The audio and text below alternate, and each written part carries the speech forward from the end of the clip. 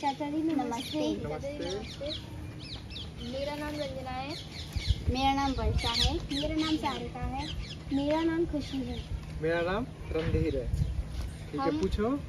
हम जल एवं संस्कृति पर कार्य कर रहे हैं, जिसके अंतर्गत हम खेती के कार्य और जल के महत्व के बारे में आपसे कुछ जानकारी प्राप्त करना चाहते हैं, जिसके अंतर्गत कुछ वीडियो एवं फोटोग्राफ चाहिए होंगे। खेती बाड़ी में जल का क्या महत्व है? खेती बाड़ी में पानी का, जल का बहुत महत्व होता है। जैसे आजकल बरसात अच्छी हुई है, बाजरे के अच्छे हुए, धान हुए, बहुत अच्छे धान हुए हैं, है ना। अब के सिंचाई विभाग होता है, ट्यूबवेल जो बताते हैं, आपका ट्यूबवेल नहीं चला है, और बरसात में बहुत अच्छा कार्य किया है।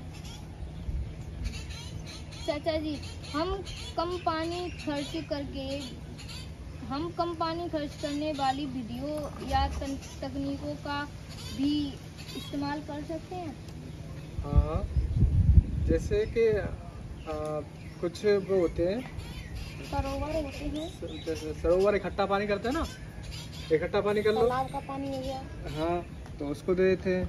और जैसे हमें कुछ बुवाई करनी है तो लाया था, क्या बोलते हैं, सरसों बोलते हैं ना।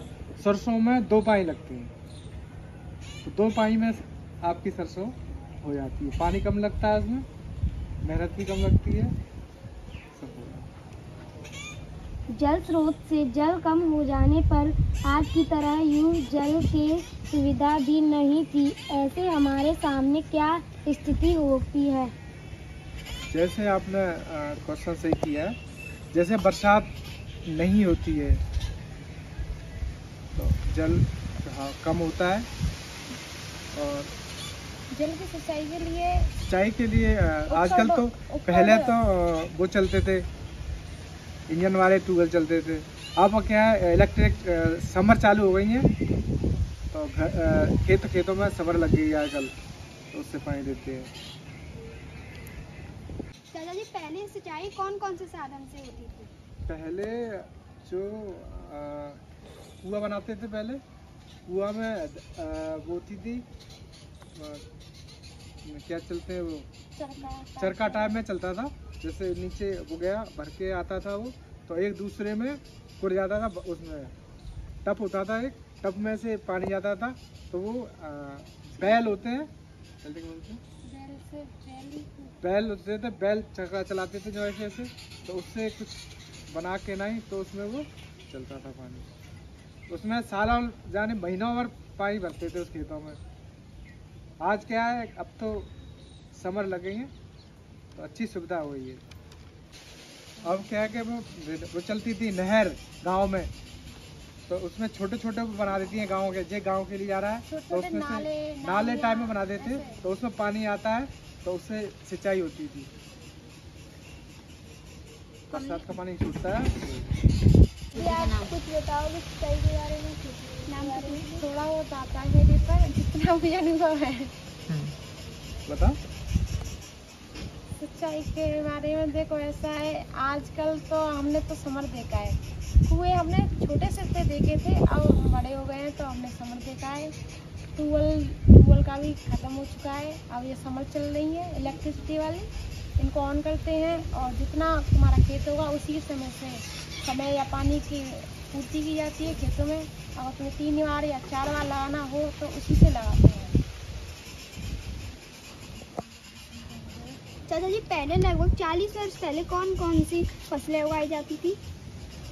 पहले फसलें वही होता था, बाजरा, गेहूँ, मक्का भी होती थी। अब मक्का इधर नहीं होती है, पहले होती थी मक्का।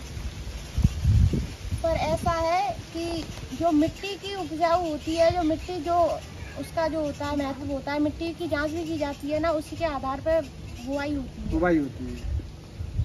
क्योंकि मिट्टी ज़्यादा लाभदायक होती है ना, अगर उसमें देखा जाए तो किससे ज़्यादा लाभ होगा, फिर किसकी खेती ज़्यादा उपजाऊ होगी, तो उसी के आधार पर हम खेती करते हैं। आपकी ज़मीन किस खेती के लिए? आपकी ज़मीन की मिट्टी कैसी है? आपकी ज़मीन की मिट्टी बहुत अच्छी है, देसी खाद पड़ता है उसमें। तो अब की 4 फसल हो करते हैं। गेहूँ हो जाता है, बाजरा हो जाता है, चरी हो जाती है और कपास भी हो जाता है। कपास भी कर लेते हैं। आजकल कपास बहुत अच्छा हो रहा है, बरसाती रहे थे। आपने देखा होगा जो 100 भर जाती है कपास, वही उसमें भी। आपको इस टाइम की खेती से क्या लाभ होता है? बहुत अच्छा लाभ होता है। सुबह जाते हैं, बुआई करके नहीं अपना काम करके अपनी ड्यूटी चले जाते हैं, 2 काम हो जाते हैं हमारे। लाभ क्या है इससे? देखो हम बताते हैं। लाभ ये है कि उसमें देखो जो हमने बोया है उसका बीज मिलेगा हमें।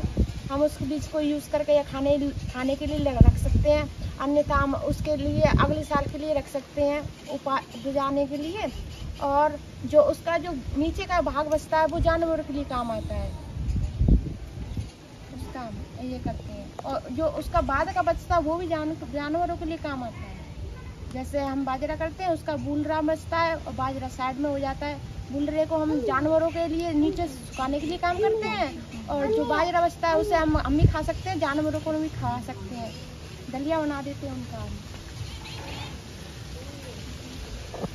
चाचा जी और दीदी, आपने हमको बहुत अच्छी जानकारी दी, तो हम आपकी इस बात को अपने दोस्तों के साथ शेयर करेंगे। धन्यवाद। धन्यवाद।